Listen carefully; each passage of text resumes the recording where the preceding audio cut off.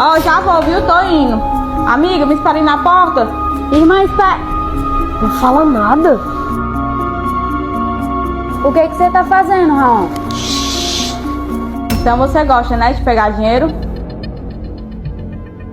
Eu já sabia. E é por isso que meu dinheiro ficava sumindo, né? Mas eu ia devolver pra você. Eu acho que não, viu? Quem me chamou foi minha irmã. E você só vai me devolver porque eu apareci. É porque eu achei que não ia... Que não ia o quê? Que não ia descobrir? Era isso que você tava pensando, né? Mas você tá muito enganado. Me desculpa, eu errei. Me desculpa nada. Você vai embora da minha casa antes que seu irmão chegue, pra não acontecer o pior com você. Mas eu já pedi desculpa. Eu não tenho pra onde ir. Eu não quero saber. Se vira.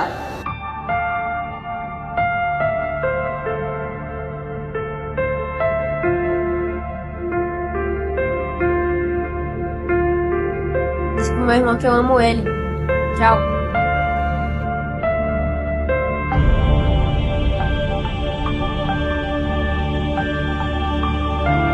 Ei,